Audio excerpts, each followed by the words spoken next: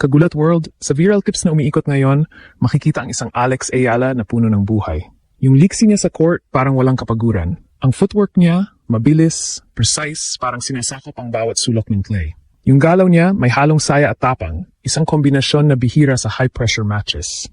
Hindi siya mukhang kinakabahan, hindi siya mukhang overwhelmed. Mukha siyang excited. At yan ang pinakadelikado. Sa pulang clay ng Mutua Madrid Open, muling hahapang si Alex dala ang apoy sa mata. Yung klaseng tingin na hindi lang basta kumpiyansa, kundi malinaw na mensahe. Handa siyang makipagbanggaan sa kahit sinong nasa harap niya. At sa pagkakataong ito, hindi lang basta kalaban ang haharap sa kanya. Isang malaking pader ang nakaabang, si Elise Mertens, isang veterana sa WTA Tour, kilalang gatekeeper ng mga rising stars na gustong pumasok sa elite level. Pero bago pa man magsimula ang laban, ramdaman agad ang shift. Hindi lang ito simpleng round too much. Ito yung klase ng sagupaan kung saan nagsisimula ang mga kwento ng breakthrough.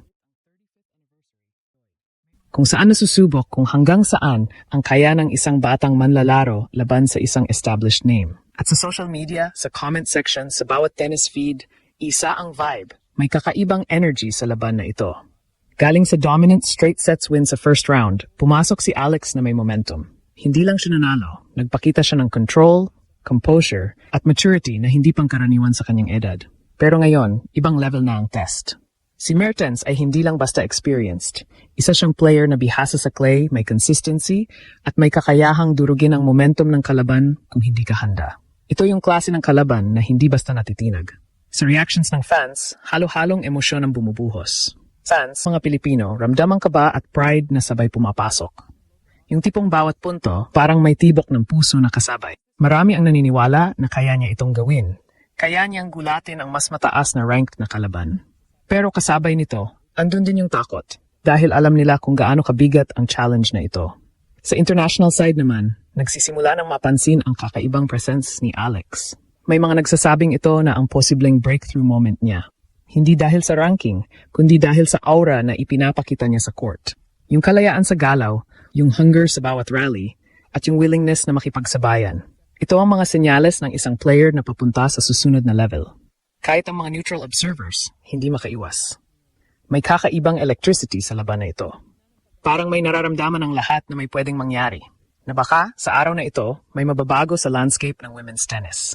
Na baka ang pangalan ng Pilipinas ay mas lalong umingay sa global stage. Pero hindi natin pwedeng maliitin ang kabilang panig. Si Mertens ay may dalang experience na hindi matutumbasan ng kahit anong hype. Alam niya kung paano kontrolin ang tempo. Alam niya kung paano i-break ang rhythm ng mas batang kalaban. At higit sa lahat, sanay siya sa ganitong klaseng laban. Yung mga matches na puno ng pressure, kung saan bawat pagkakamali may kapalit. Ito ang magiging tunay na laban. Experience laban sa fearless youth. Sa isang banda, may calculated precision, discipline, at veteran composure. Sa kabila, may explosive energy, walang takot na atake, at yung klaseng saya sa laro na kayang baguhin ang momentum ng kahit ang match. At dito papasok ang pinakamahalagang tanong. Handa na ba si Alex para sa moment na ito? Dahil ang ganitong laban, hindi lang nasusukat sa skill. Nasusukat ito sa tibay ng loob. Sa kakayahang manatiling kalmado kahit dikit ang laban, sa decision-making sa mga crucial points, at sa paniniwala sa sarili, lalo na kapag ang kalaban ay mas mataas ang ranking at mas kilala sa tour. Pero kung pagbabasehan ang ipinakita niya sa mga nakaraang laban, may isang bagay na malinaw. Hindi siya umaatras. Sa bawat rally, lumalaban siya. Sa bawat pressure moment, hindi siya nagtatago. At sa bawat pagkakataon, ipinapakita niya na hindi siya nandito para lang mag-compete. Nandito siya para manalo. Kung mag-click ang laro niya na ngayong araw, kung makuha niya ang tamang ritmo, kung magtuloy-tuloy ang kanyang confidence, posibleng hindi lang ito simpleng panalo. Posibleng ito ang maging turning point ng kanyang career. Isang panalo laban sa isang player tulad ni Mertens ay hindi lang dagdag puntos sa ranking. Ito ay statement sa buong tennis world. At kapag nangyari iyon, hindi na siya basta rising star. Magiging pangalan na siya na kailangang bantayan. Kaya saan ka man ngayon, sa Maynila, sa Madrid, o kahit saan sa mundo, ito yung laban na hindi mo gustong mamiss. Ito yung laban na may potensyal na maging simula ng mas malaking kwento. Isang hakbang papunta sa top tier. Isang pagkakataon para ipakita na ang isang batang Pilipina ay kayang makipagsabayan sa pinakamagagaling sa mundo. Ito na ang moment, ito na ang pagkakataon. At habang papasok si Alex sa court, dala ang kanyang enerhiya, tapang at puso, isa lang ang panawagan ng mga fans, sumabay ka. makiramdam ka, at maniwala. Dahil baka sa araw na ito, may bagong pangalan na namang gugulat sa buong mundo. Sa mas malalim na analysis, ang laban na ito sa pagitan ni Alex at Elise Mertens sa Mutua Madrid Open ay isang classic clash ng dalawang magkaibang yugto ng career. Isang rising disruptor laban sa isang established system player. Hindi lang ito simpleng matchup. Ito ay tactical chess match na magdedepende sa kung sino ang unang makakakuha ng control sa rhythm ng laro. Unang key factor dito ay ang rally tolerance.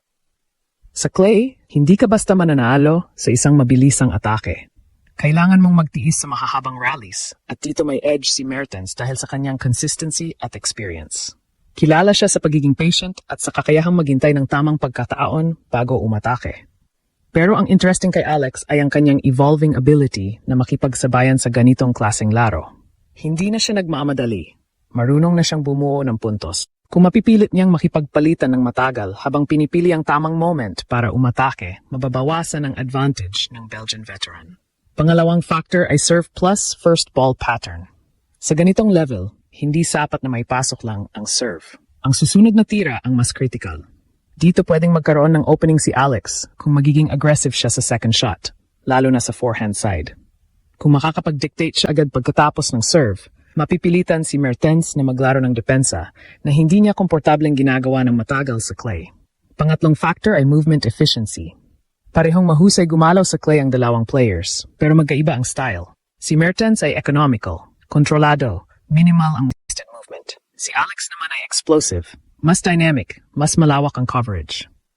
Kung magagamit ni Alex ang kanyang speed para ma-stretch ang court at buksan ang angles, pwede niyang i-disrupt ang structured game ng kalaban. Ngunit kung masyadong maging reckless ang galaw niya, maaring maubos ang kanyang energy sa long rallies. Pang-apat ay mental swings.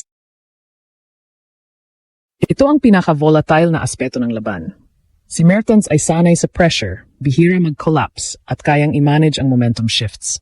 Si Alex naman ay mas emotional, na maaring maging advantage o risk depende sa sitwasyon.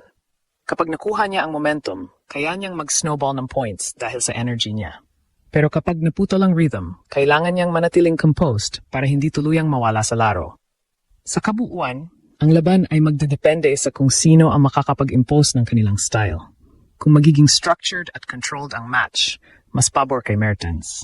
Pero kung magiging dynamic, high energy at unpredictable ang flow, doon papasok ang sansa ni Alex na gulatin ang mas experienced na kalaban.